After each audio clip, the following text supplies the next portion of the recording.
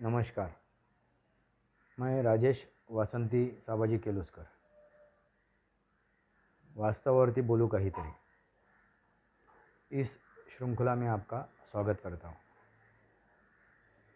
हम वास्तव के बारे में बात करेंगे, जो घट रहा है,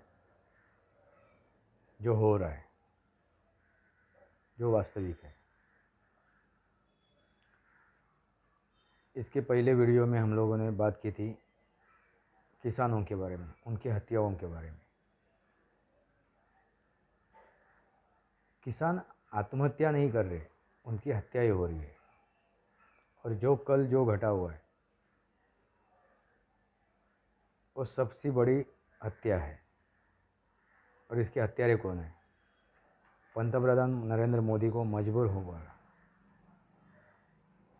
मजबूरन ये निर्णय लेना पड़ा। जो 3 कृषि कानून थे, अध्यादेश थे, उसको पीछे लेने का, यही सबसे बड़ी हत्या है। जो किसानों के लिए फ़ायदेमंद थी, उनके उन्नति के लिए फ़ायदेमंद थी, उनकी बेहाल ज़िंदगी को अच्छा खासा बनाने के लिए फ़ायदेमंद थी, उसी कानूनों को पीछे लेना पड़ा। यही दुर्भाग्य है। उसमें कमियां रहेगी, मैंने उसका अध्ययन किया हुआ है, मैं पढ़ चुका हूँ। उसमें कमियां होगी।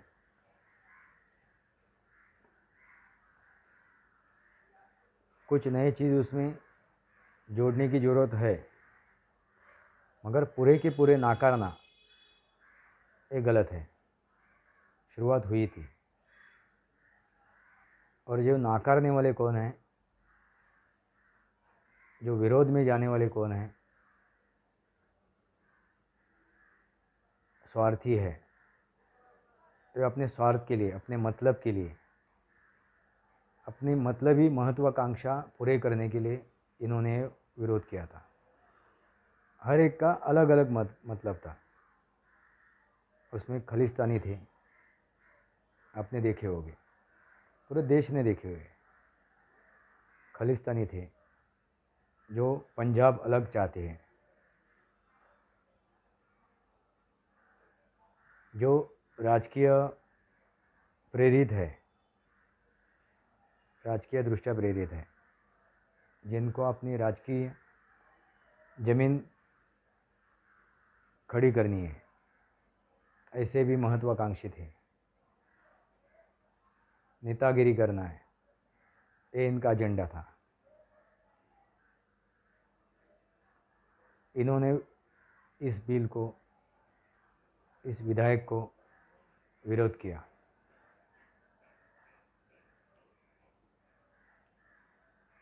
किसानों का इसमें कुछ भी नुकसान नहीं था। होता भी तो उसको हम लोग बदलने की मांग करते, चर्चा करते, मगर वो चर्चा नहीं हुई, सिरे से बदल दिया। सीधे सिरे से उसको खारिज करने की बात करने लगे। इसका मतलब एक ही है, इनको किसानों से कुछ भी लेना देना नहीं है। उनके भले का, किसानों के भले का उनको कुछ भी लेना देना नहीं है। वो सब मतलबी थे, जो अपने मतलब के लिए वहाँ पे बैठे थे। जो बाहर का देश से फंडिंग आ रही थी, पैसा आ रहा था, वो कमाने के लिए, वो पाने के लिए बैठे थे। खाने पीने की मौज करने के लिए कई लोग आके वहाँ पे बैठे थे। आपने देखा होगा, आप सभी लोगों ने देखा होगा, देश के सामने था।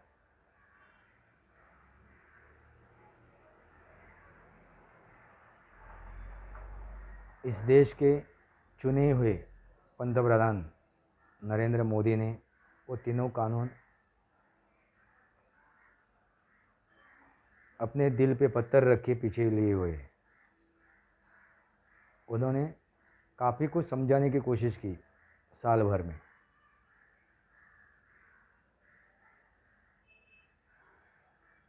मगर एक कई चंद गद्दार दलाल समझ नहीं पाए। समझे मगर उनको सब कुछ मालूम है, वो सब समझ चुके थे, मगर उनका एजेंडा था, उनकी महत्वाकांक्षा उनको पूरी करनी थी। उन्हें इस किसानों से या देश से कुछ भी लेना देना नहीं है। ऐसे गद्दार हैं, ऐसे मतलबी लोग हैं।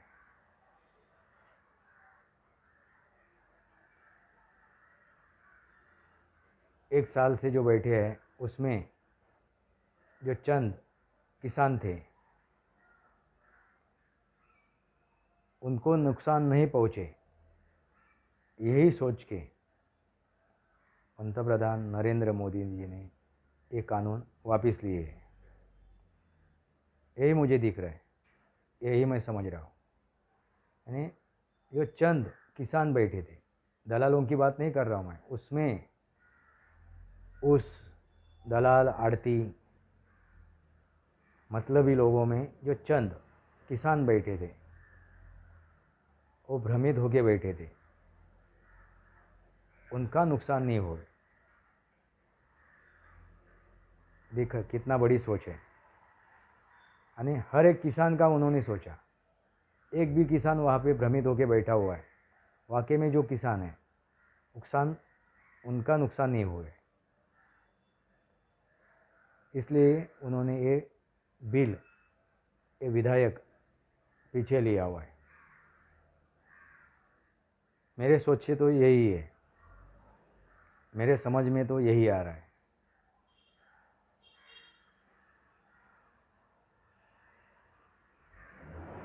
इसलिए मैं उनको मानता हूँ, उनके कार्यों से मैं प्रभावित हूँ, उनके कार्यों का मैं समर्थन करता हूँ। मैं उनके कार्यों का समर्थक हूँ, ना कि उनको उस व्यक्ति का।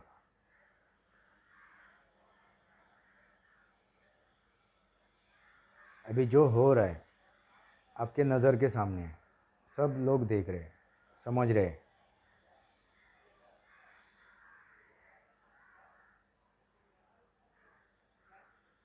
जो आंदोलन हुआ था उसमें जो खालिस्तानी थे, जिन्होंने खालिस्तानी लोगों ने जो शिरकत की थी, वो आपने देखा होगा।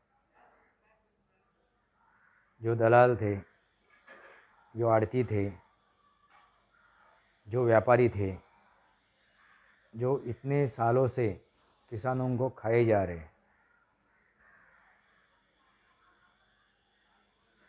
न जाने कितने किसान इनके प्रभाव से, इन हस्तक्षेप से बर्बाद हो चुके हो गए।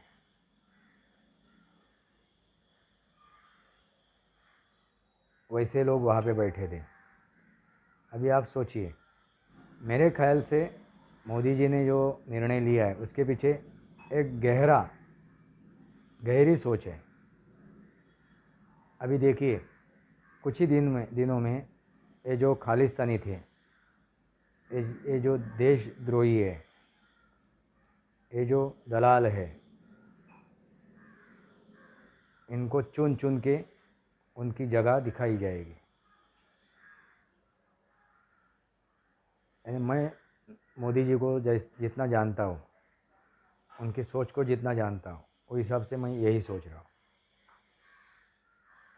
जो किसानों के पीछे, किसानों के आड़ों में ये सब चीज़ें कर रहे थे, देश विरोधी चीज़ें हो रही थी, अभी किसानों का जो सहारा था वही उनसे छीन लिए। अभी उनके पास छुपने के लिए जगह नहीं है। अभी उनकी जगह उनको दिखाने का टाइम आ चुका है। यही सोच होगी, देख लीजिए। मोदी जी ने हार नहीं मानी है, ये जीत की एक शुरुआत है। ये जो पीछे लिया हुआ है कानून, वो एक जीत है, क्योंकि उनको हर एक किसान के हक में वो चीज़ आनी चाहिए, मिलनी चाहिए। इसलिए गंदगी साफ करना ज़रूरी है। बिना गंदगी साफ किए हुए कुछ भी काम पूरा नहीं होता है। अभी गंदगी साफ करने का वक्त आ चुका है। एक कानून आएंगे, ज़रूर आएंगे, और भी पुख्ता तरह से आएंगे। ये जो बिलबिलाए हुए हैं, जो बैठे हुए हैं, जो किसान नेता गए थे, ये शरद पवार, महाराष्ट्र का एक सबसे बड़ा किसान नेता शरद पवार, ये राकेश टिकैत, योगेंद्र यादव, अरविंद केजरीवाल, हर एक का अलग अलग मोटिव है, अलग अलग महत्वाकांक्षाएं है, अलग अलग स्वार्थ है।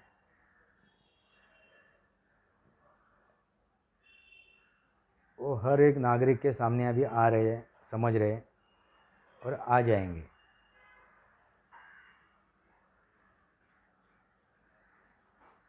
जो हत्या हुई है, कानून पीछे लेने के लिए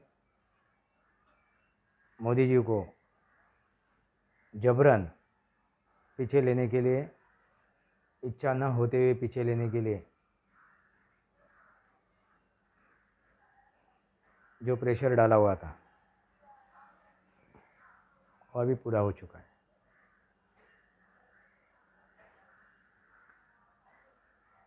अभी आगे देखते हैं क्या क्या हो रहा है, क्या होगा क्या नहीं होगा। सविस्तर हम लोग बाद में बात करेंगे, आगे चल के बात करेंगे।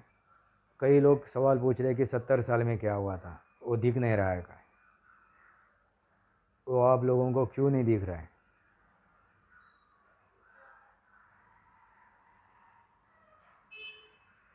70 साल में जो हुआ था उसकी रफ्तार, और जो जितना होना था उतना नहीं हुआ।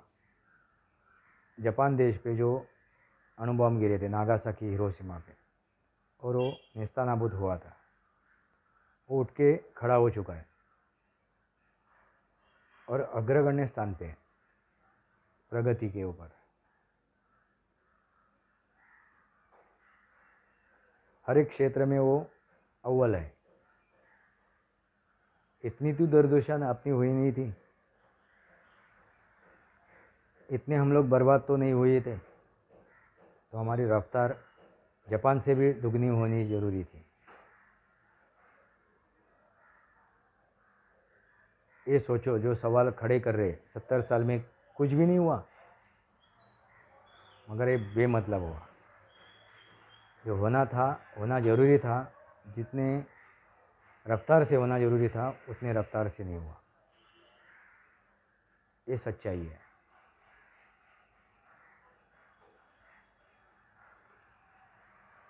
आगे हम विस्तार में बात करेंगे। अब के लिए इतना ही। वंदे मातरम। भारत माता की जय।